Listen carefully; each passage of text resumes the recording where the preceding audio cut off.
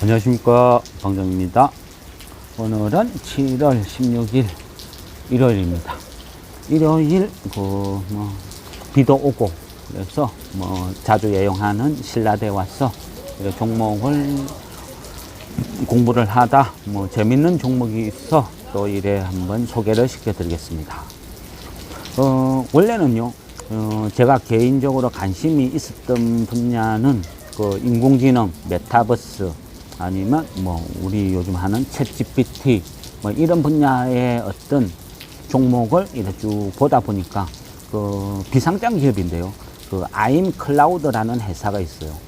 이 아임클라우드가 최근에 어떤 메타버스 박람회나 이런 쪽에서 보면 상당히 어떤 기술력이 뛰어난 어떤 그런 시스템을 많이 보여주고 있거든요. 그래서 어떤 우리가 흔히 그죠? 뭐라 해야 되죠? 요즘은 어떤 가상 현실에서 가상 휴먼이 나와서 광고도 하고 홈쇼핑도 하고 이런 새로운 아니면 그죠? 탤런트 가수 이런 다방면의 활동을 보이죠. 그래서 그런 부분이 좀 관심이 많다 보니까요. 쭉 관련 업종을 보다 보니까 개인적으로 비상장 기업이지만은 가장 어떤 탑 위치에 있지 않나 싶은 회사가 아임클라우드라는 회사였어요. 이 회사는 2014년도에 설립이 되어 있는데 비상장 기업이니까 그죠? 투자는 못하죠. 근데 어쨌든 언젠가는 코스닥에 등록을 한다든지 이러면 뭔가 좀 투자를 한번 해보겠다 이런 관점에서 이 회사를 쭉 보고 있었어요. 보고 있었는데 이 회사가 최근에 보면 시니스트라는 회사에 또 인수가 돼요. 이 시니스트 역시도 비상장 기업이에요. 그래서 비슷한 업종끼리 인수를 해서 어떤 시너지 효과를 노리는 어떤 그런 식으로 회사를 좀 성장 키우기 위해서 아마 인수를 한 것 같습니다.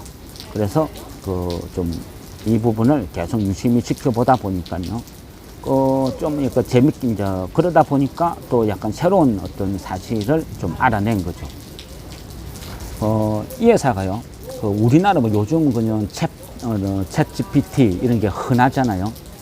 미국에도 완전 돌풍을 일으키고.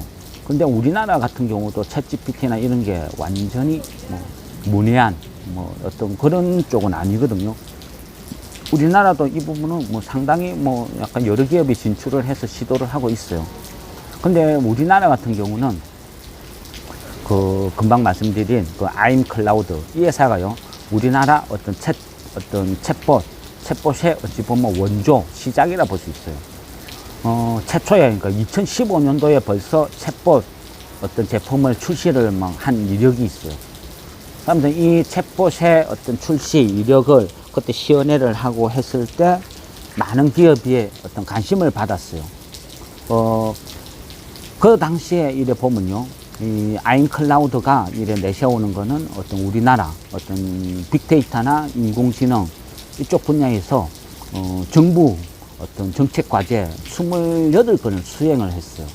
그리고 AI 관련된 특허를 17건 갖고 있고, 지금 현재도 보면 한 35건 정도를 특허 출원을 해놨다는 거죠.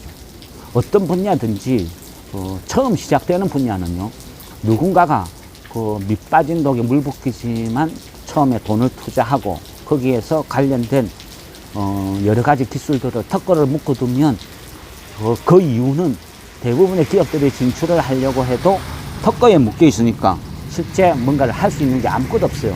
그러다 보니까 그 특허를 갖고 있는 기업과 협업을 하든지 아니면 그 회사의 어떤 지분을 사서 같이 공유를 하든지 대부분 그런 과정을 겪어요. 근데 이 아임클라우드라는 회사는 이 인공지능 관련 분야에서 상당히 어떤 기술력을 보유하고 있습니다. 보통 보면요, 이 정부 정책 과제, 이런 국책 과제를 수행하는 기업들을 유심히 볼 필요가 있어요. 왜 그러냐면요, 대부분의 어떤 정부에서 돈을 투자를 해서 어떤 기업에 과제를 의뢰를 하게 되면요, 그거를 대부분 성과를 공유를 하게 돼요. 정부와 기업이. 그러다 보니까 이후에 그 부분이 그 기업의 자산으로 다 이전이 되는 경우가 허다해요. 제가 예전에 말씀드린 어떤 그 솔트룩스 같은 경우도 국책 과제 중에서 데이터댐이라는 것을 맡아서 건설을 했거든요. 그러면 이 데이터댐에 만드는 이 자료가 결국은 이후에 솔트룩스의 자산이 되는 것이고, 그게 경쟁력이 되고 이후에 주가가 초급등을 하는 그런 사례를 보여주는 거죠. 그래서 항상 어떤 기업이 어떤 정책 과제를 수행을 하면요, 그